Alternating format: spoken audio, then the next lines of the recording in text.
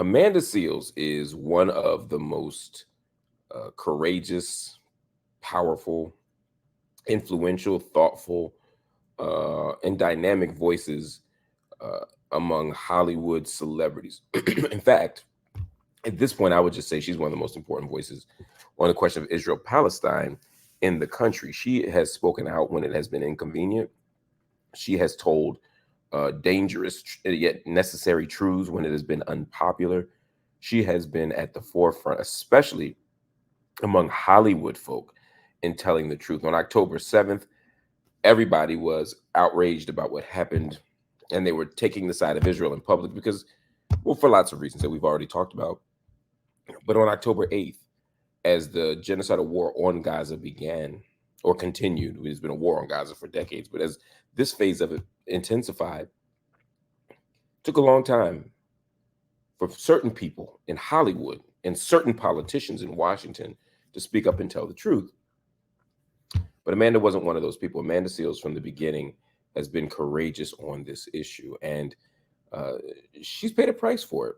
And I think sometimes people don't appreciate fully what the price is that people pay when they take up certain controversial, hot button issues that place them in direct opposition to people in power and to the lobbies of the powerful. Gun control, abortion, Israel. Those are just three off the top of my head. We could also talk about environment. We talk about big oil. We can go on down the list. But when it comes to Israel, in particular in this country, there's a way that you can be progressive, you can be liberal, you can be somehow on the left, ostensibly, and still take Zionism as a reasonable position, or be cowardly in the face of obvious injustices against the Palestinian people.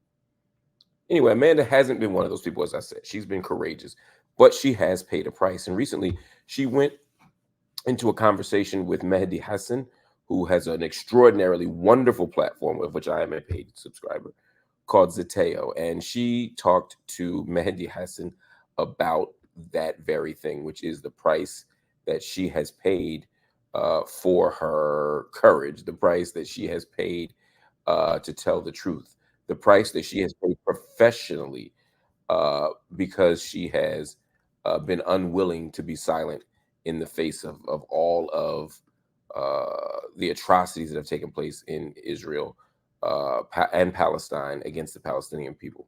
So I want to just give you a snippet of what she said, and I want to talk about it for a second. Check this out. Have you taken a hit, do you think, because you're this non-Arab, non-Muslim, black woman, but who's made Palestine quite a big part of your, I don't know, social media output for the last 6, 8, 9 months? I mean, I lost my agents. I lost my publicist. Let's put it this way. People that I was making money for, all of a sudden didn't want to make money with me anymore. I just wonder, Hollywood is full of liberal people, but the industry itself is not very liberal, certainly not on this issue. I just think you're misusing the word liberal. You know, liberal at this point just means I'm not okay with bad things as long as they don't inconvenience me.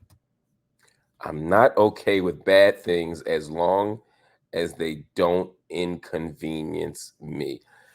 So Amanda Seales just said a whole lot there. And I think it's important that we amplify it because it was a powerful and courageous thing she did once again. She said that in Hollywood, she lost an agent and she lost a publicist. She said that people who were making money with me or who I was making money for no longer wanted to make money with me anymore. That tells you a whole lot. And let's talk about that for a second.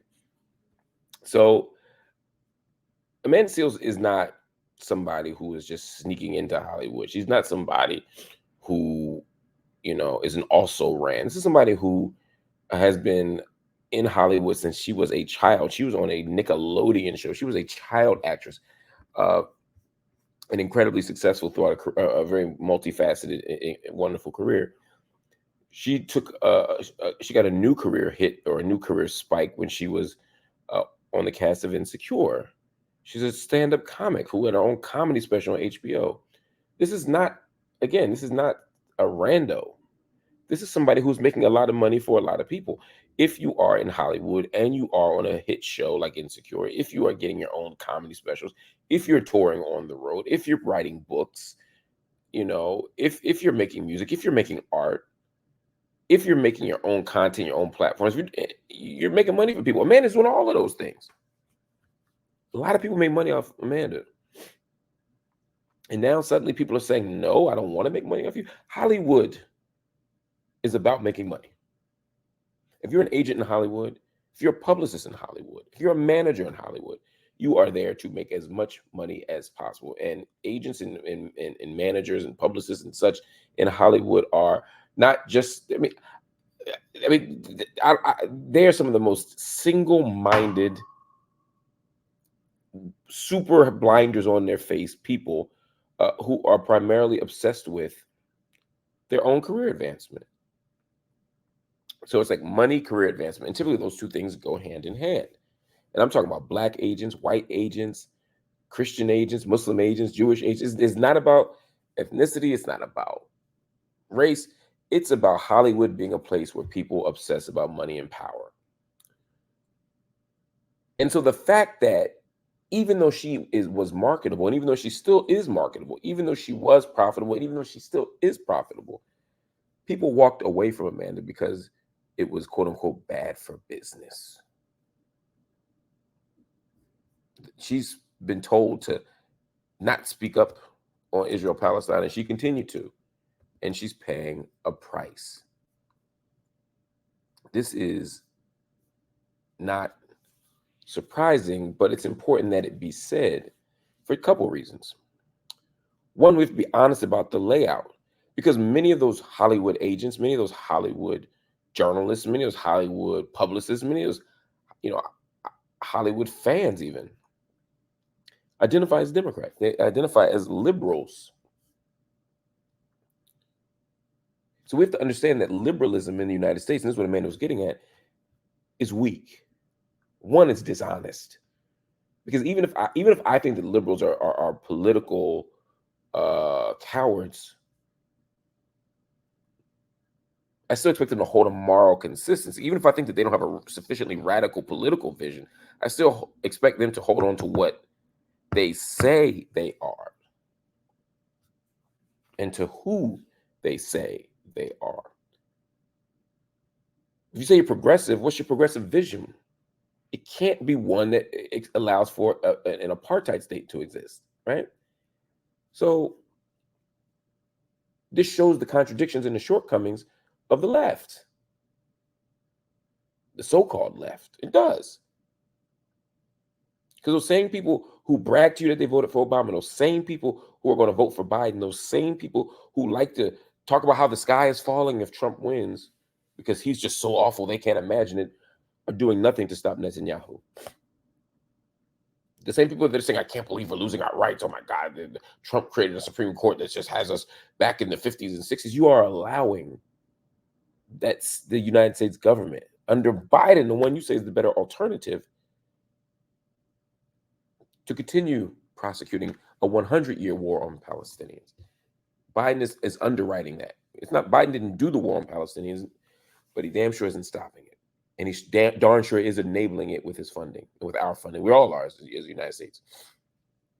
So this is the reality. This is the reality of the liberals and the left. We also have to understand that the Israel lobby is so strong in the United States that it will, and so well resourced and so powerful, that it will invest money in ways that seem counterproductive or self-harmful, but have a long-term political vision attached to it. I'll tell you what I mean. Jamal Bowman is in the political fight of his life. Jamal Bowman is a congressman in New York. I interviewed him a couple of weeks ago here on the show.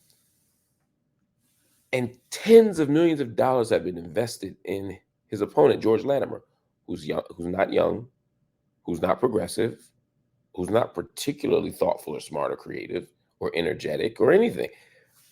But AIPAC is funding him, and he's willing to be a useful centrist. Why would you spend tens of millions of dollars as an AIPAC for George Latimer? It's not because of what Latimer is, it's because of what Bowman is. They want him out because they think that he's a threat.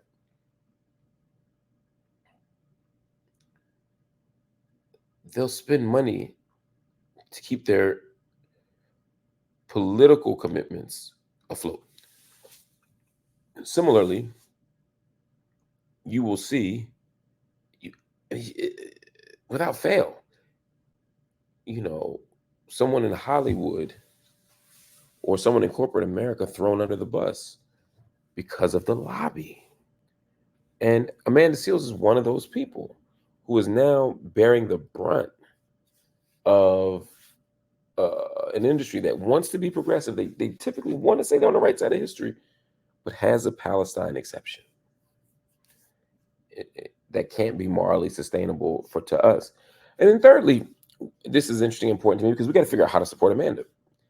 If somebody, and I said this before about Breonna Joy Gray, if somebody, particularly allies, whether it's Amanda, whether it's Breonna, whatever, are standing up and speaking out and they pay the price, we can't just say, damn, you paid a price.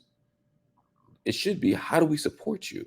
If Amanda has lost a publicist and an agent and all this stuff, how many of us who say we support this issue support Amanda through Patreon? Go to Amanda Seales' Patreon if you want to support. How many of y'all are going to go to the comedy show she's having in Detroit? How many of you are going to go to the comedy special she's going to have in another city? How many of you are going to support the next book she puts out or buy the old one, right? I'm not saying that solidarity has to be transactional, but what I am saying is the Israeli lobby will win if everybody they target doesn't get the support of the people. If everybody goes, well, I'm not going to talk, I don't want anything to do with any of this. I'm just going to walk away and mind my own business. When you take that approach, you leave Amanda out to dry. You leave Breonna Joy Gray out to dry. And we especially do this to Black women. And if you leave them out to dry, then the next person who's watching this, they're going to go, damn, yeah, they was courageous, but they ain't get no help. I can't afford to lose my job. I can't afford to be supportless. I can't afford as a Jamal Bowman. And Jamal Bowman could say, well, you know what? I got to support Black people. I got to support my district. I got to support brown people. I got to support kids. I got to support, whatever the constituent formulation you want to make. And he's going to say, I can't die on the vine for this single issue because I'm not going to get support for the single issue. They're going to come after me and y'all not going to help. This is important. So we have to stand with folk who stand with us. If somebody goes to the mat for Black people, I'm going to stand with them. And I would tell my Palestinian brothers and sisters, if somebody's going to the mat for y'all, you need to stand with them. I'm not saying you got to pay everybody to help you. I'm not saying you got to break the rules for people to help you, but you got to also be thoughtful about the coalition that we're building. That's all I'm saying.